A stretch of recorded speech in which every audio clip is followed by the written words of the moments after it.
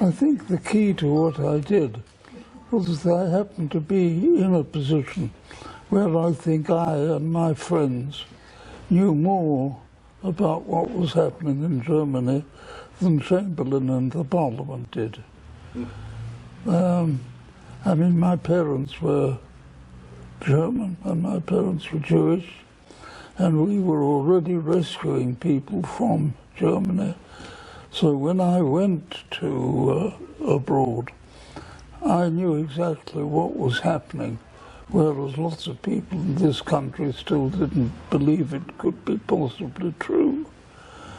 So I had an advantage over the other people, but relative to the magnitude of what happened afterwards, it was nice to have helped some people, but it was not a very great thing in the whole picture of the war and what happened later. Well, they've expanded since then. I think there were about nearly 700, I think. Yes. I've got all the papers at home in detail, but not up here. I know a lot of what became quite a number. Some have done very well. Some I play bridge with. Some are unfortunately already in old people's homes because they're in their 80s. But a lot of them have done very well. And the whole family now is about 7,000. So they've done quite well for themselves. I'm afraid you're not going to like what I'm going to say. I feel very pessimistic.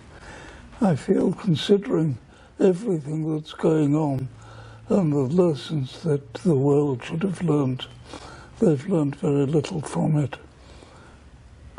We've lived through 100 years of the greatest inventiveness that mankind has ever known, and now we're in the most dangerous and critical position than the world's ever been in. We've done all these wonderful inventions, and yet the world's in turmoil. I don't know what's gone wrong. Your generation must know more about it than I do. It's not a very happy situation at the moment, but it's a question of how one leads one's life. I mean,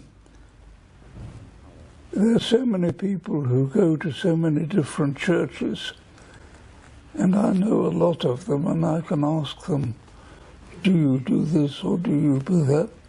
But very few people I know really believe in a God. And yet they go to church, they go to synagogue and all these other places.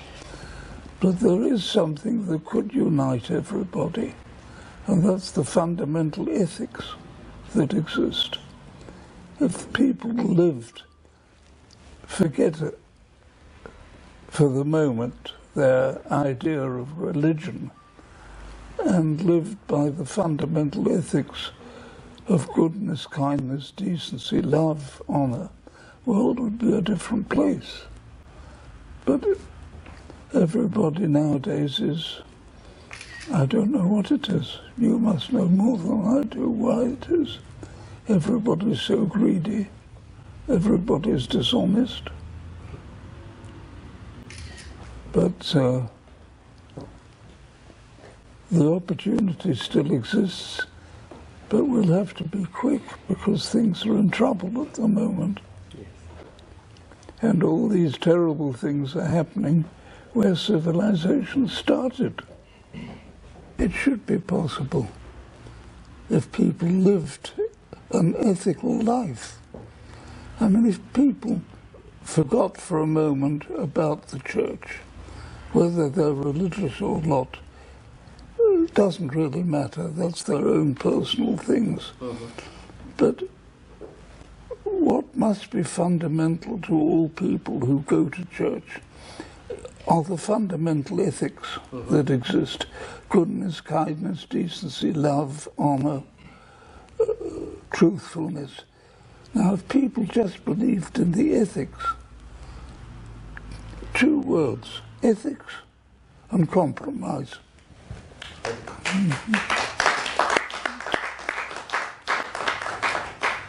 But it doesn't exist. You must tell me why it doesn't exist. Why doesn't it exist? Why are people so greedy? Why are people so dishonest today? It's fantastic. Well, I'm not used to this. in any case, you are fantastic, and we are. It's an honor for us, to have you, and we hope to see you again in the near future. It depends how you call what you call near.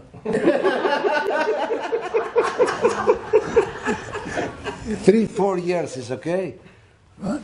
3 or 4 years. That's not near from here. I'm joking. That's far distant. Yeah. Wonderful, wonderful.